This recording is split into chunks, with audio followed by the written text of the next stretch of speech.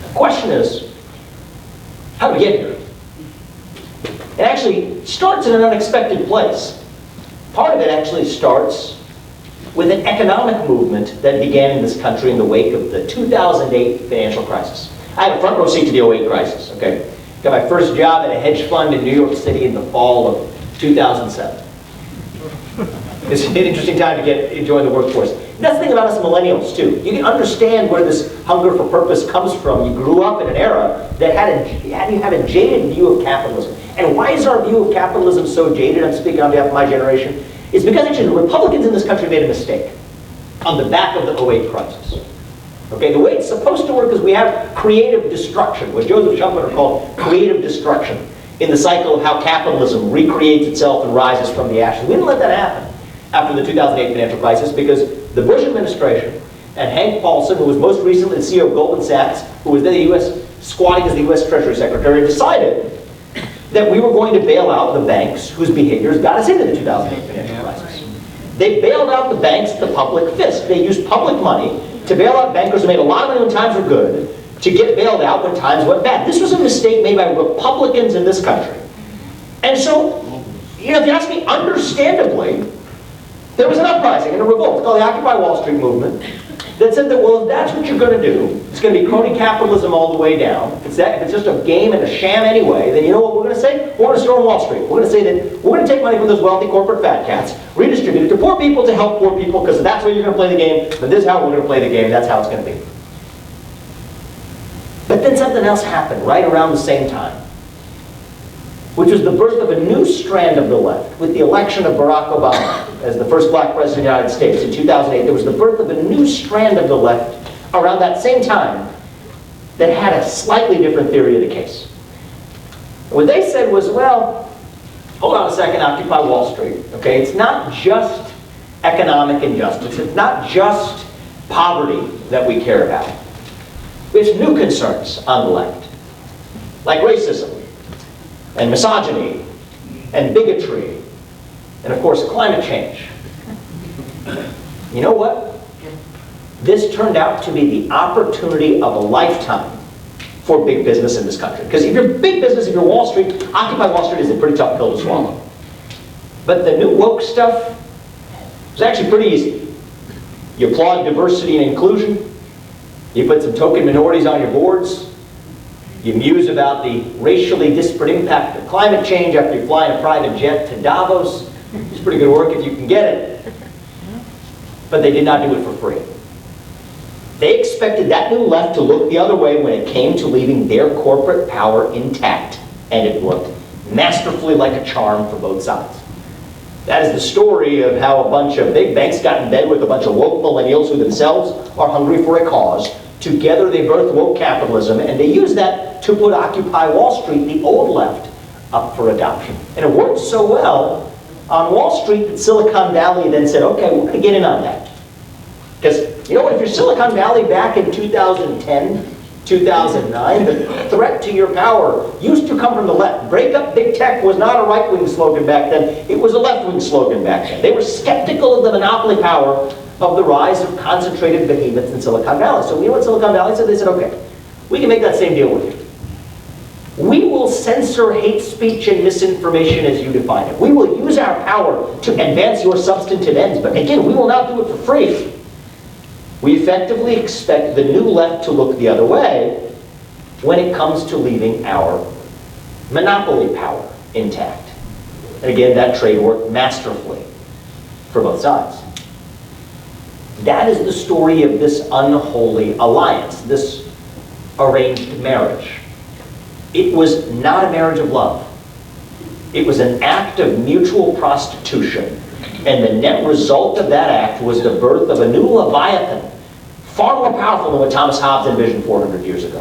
Far more powerful than what our founding fathers envisioned 250 years ago, this new woke industrial, ESG industrial complex that's a hybrid of government power and corporate power that together could accomplish what neither could on its own. And then that's how you get the litany of what you saw follow in the years thereafter. The rest of corporate America gets in on the act. Coca-Cola making statements about a new voting law in Georgia that make it sound more like a super PAC than a soft drink manufacturer, teaching its employees how to be less white, their words, not mine, while they do nothing about, by the way, their own impact on nationwide epidemic of diabetes and obesity in the black community that they profess to care so much about, or Nike that decries slavery 250 years ago in the United States without saying a peep about using slave labor in places like China today to get $250 sneakers that they sell to black kids in the inner city who can't afford to buy books for school. This is the whole litany, okay? Just keep going on and on. This is the game they play. Now it gets a little worse. The story takes a dark turn when you have that much concentrated power, right? The American vision was about distributed power. Distributed power through our democratic body politic, distributed power through free market capitalism, but when both the capitalism and democracy get in the same bed, you have concentrated power, what does that do? It lends itself to capture. And that is when a third party showed up on the scene and realized they could turn this bilateral arranged marriage into a three-party affair. That is the Communist Party of China. And what China realized was that this is an opportunity. If we can get those same companies that relentlessly criticize alleged social injustices here in the United States to come do business in China without saying a peep about the actual human rights atrocities over here. If we can get them to obsess over climate change and foist emissions caps on American energy companies while also investing in PetroChina without demanding the same thing over here, great. We have undermined America's greatest geopolitical asset of all. And that is not our nuclear arsenal. It is our moral standing on the global stage. If you have any doubt about it, just listen to what Xi Jinping says on a given day.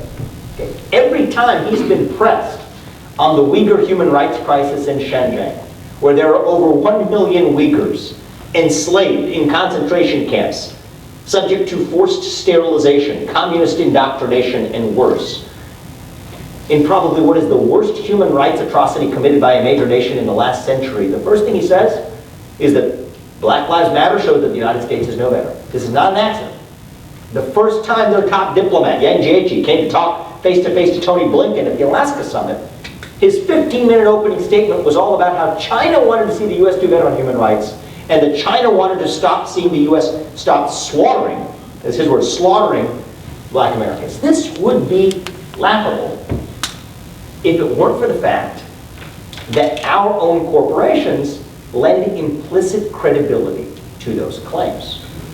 When Disney says it cannot shoot a film in the state of Georgia if Georgia passes an anti-abortion statute, or that it cannot abide a new law in Florida that says that you can't teach six-year-olds or 7-year-olds about gender identity and transgenderism.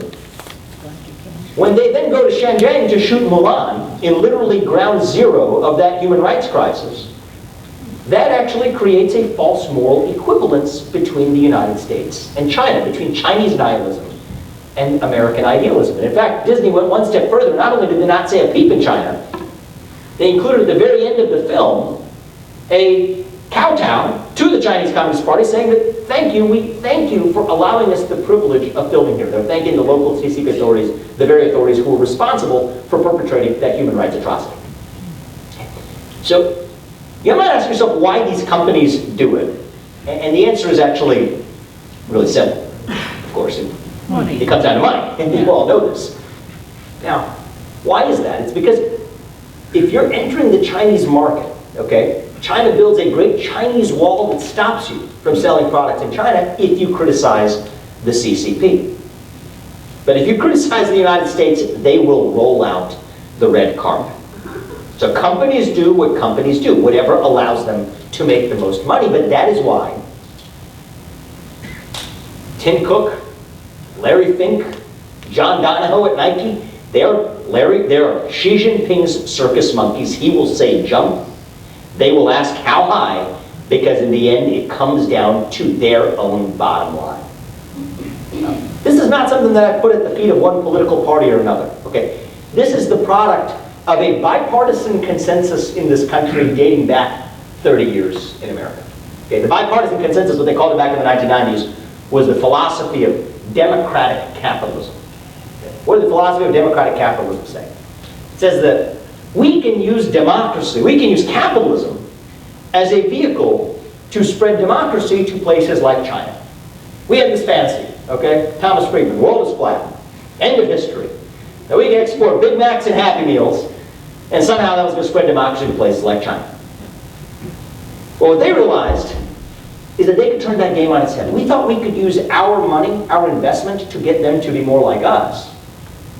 What they realized is that they could use their money, access to their money, their market, to get us to be more like them.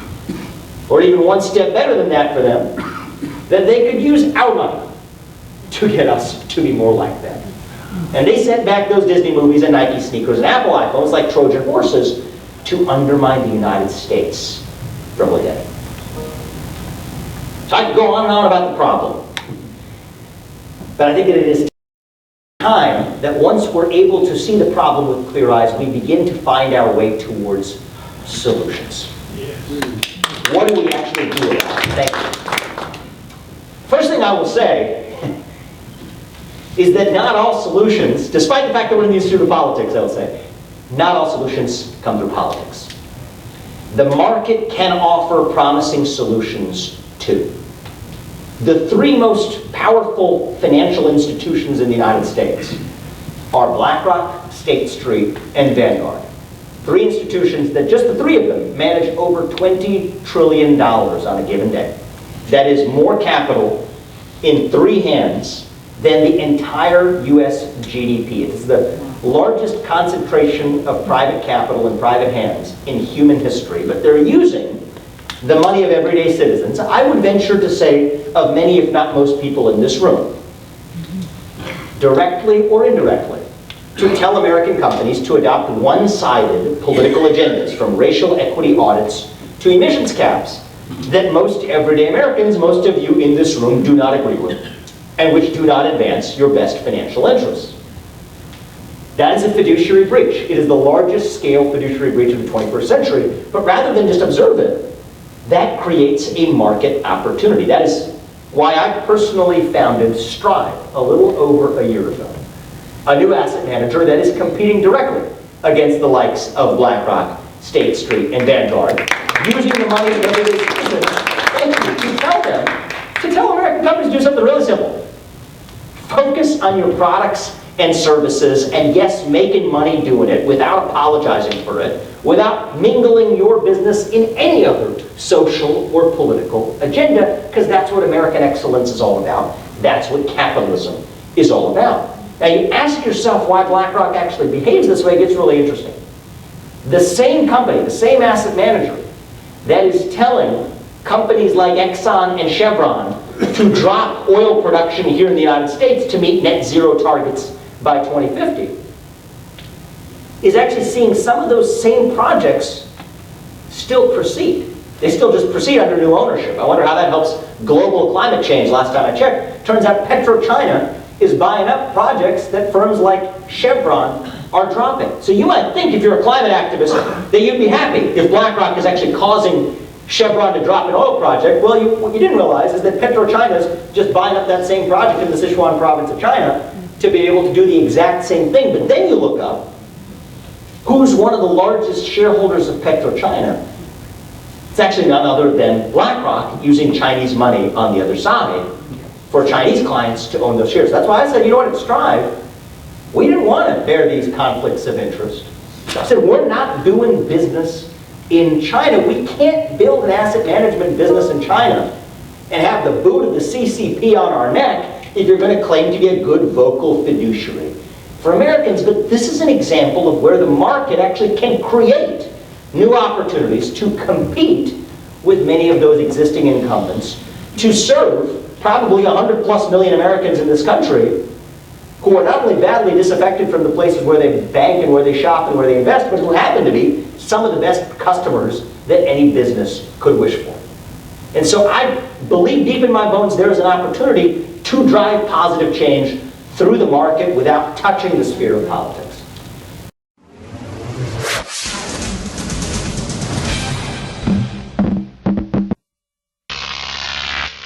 Croc TV.